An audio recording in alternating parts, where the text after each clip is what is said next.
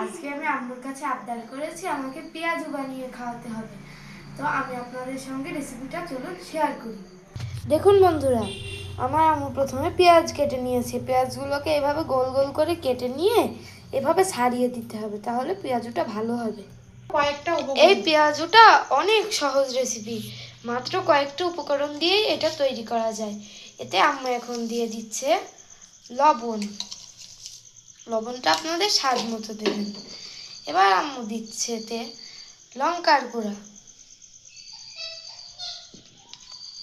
দেখুন বন্ধুরা, একটা ম্যাজিক, এই পেঁয়াজুটিতে আর কোনো উপকরণ লাগবে না, শুধু এই লবণ আর লঙ্কার গুঁড়ো দিয়েই এটি হয়ে যাবে।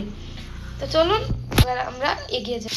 এতে লাগবে না কোনো কর্নফ্লাওয়ার, লাগবে না কোনো চালের গুঁড়া, এতে শুধু লাগবে বেসন। আম্মু বেসনটা দিয়ে দিচ্ছে।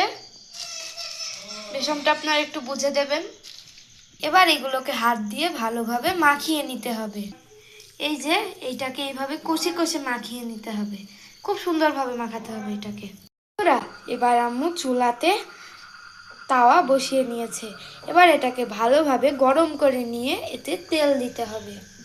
দেখুন এবার এগুলোকে খুব সুন্দরভাবে মাখানো হয়ে গেছে। এটা খুবই সুস্বাদু ও রেস্টুরেন্টের মতো একটি ক্রিস্পি ও ডেলিশিয়াস একটি নাস্তা, অর্থাৎ পেঁয়াজু।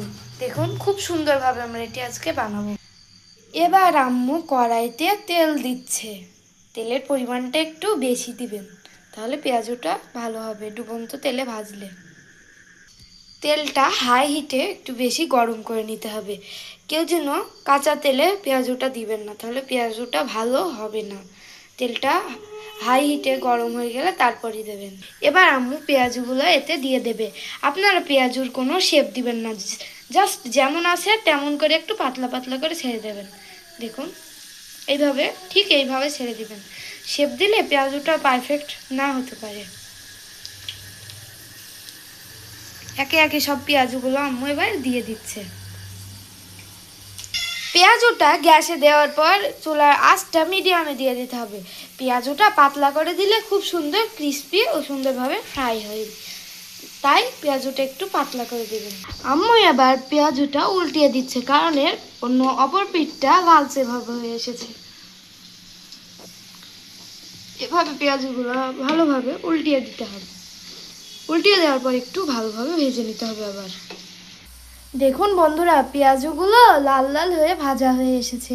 এবার আম্মু পেঁয়াজগুলো তুলে নেবে এক এক করে।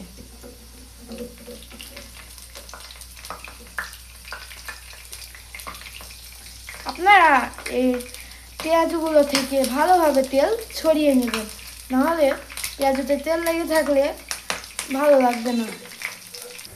বন্ধুরা, এবার আমাদের সব পেঁয়াজু লাল লাল করে ভাজা হয়ে গেছে। এবার আমরা সব পেঁয়াজু তুলে নিয়ে মজা করে খাবো।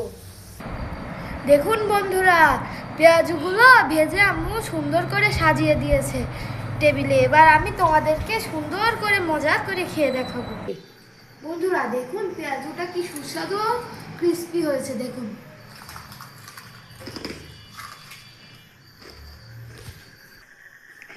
তো আপনারা বাসায় একবার হলেও পেঁয়াজুটা ট্রাই করে দেখবেন, এটা স্বাদ দুর্দান্ত। আমাদের ভিডিওটা যাদের যাদের ভালো লেগেছে তারা আমাদের ভিডিওতে লাইক করবেন ও আমাদের চ্যানেলটি সাবস্ক্রাইব করে দেবেন। সবাইকে ভিডিওটি দেখার জন্য ধন্যবাদ।